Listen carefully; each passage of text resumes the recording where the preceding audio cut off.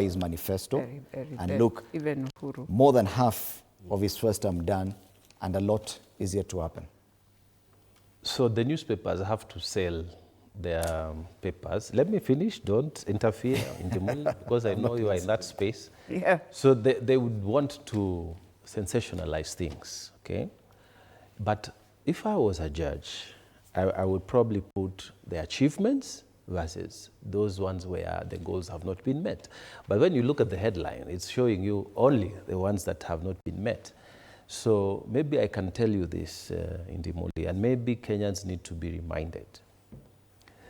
When we took over this government in 2022, the exchange rate was about 160 to the dollar. And then now... I want to challenge that, because the exchange rate as of September was 122 shillings.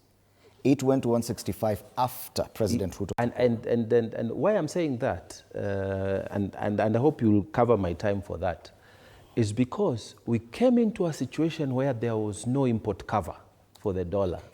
Every month we were supposed to raise $500,000 to cover for the oil that we needed to buy directly. So obviously that 160 is a reflection of the immediate past administration. So I tell you again and again that 160 was what we found, because that is where the import cover was not covering, okay? Now we are talking about a reduced exchange rate of the dollar, okay? We had an import cover of just about 2.5 months of something between $6 billion, which means that in terms of our foreign currency reserve, if the country was to do nothing in 2 months, we will have a collapsed economy. Oh, yeah. But then now we have a 10-month, a $10 billion US cover, which takes us to about 6 months, which is big. And you need to see how the CS Treasury explains this so that Kenyans can understand. We have come from far.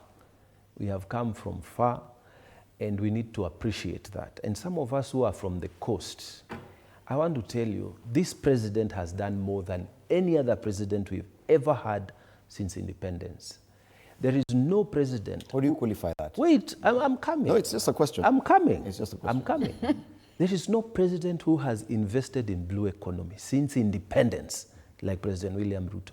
This is the first time that beach management units along the coast, not just the coast, but even in the lake regions, that we are having units that are being given fishing gear. We are having deliberate efforts by the government to actually create fishing landing sites, both in the lake regions and in the coastal region. We are having actually fishing ports being created. So let's be fair with this president. And let's be honest also with this president. At the international level, I have said, because I'm the head of the delegation for Pan-African Parliament, and I can tell you William Ruto has really lifted the people's thinking in Africa, because I sit in that parliament, about Kenya. And right now, you know, he has been appointed by all heads of states in Africa to head the infrastructure changes of the African Union.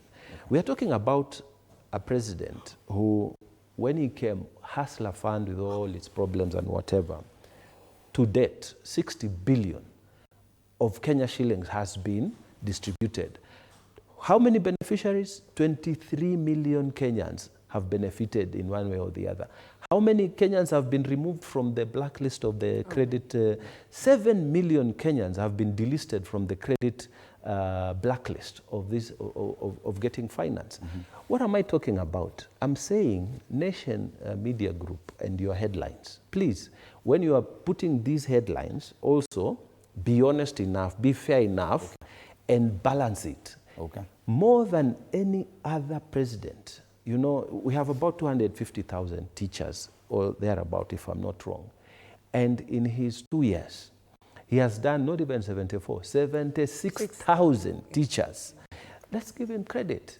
And let me say that I agree with Mheshimiwa here when he says Kenyans don't elect you on the basis of what you have achieved. I mean, during our older times, Mheshimiwa Raphael Tuju as MP, he actually even took these mobile services for ambulance to his constituency, and they still didn't. They actually told him, come and pick your whatever, your whatever. So Kenyans, they don't elect you on that. So we are not saying this so that they can elect us. But we are saying this so that facts can be put there. And because of time, allow me to give Bwana Kiplagat an opportunity to talk about this. But I also need, because I'm required to do this,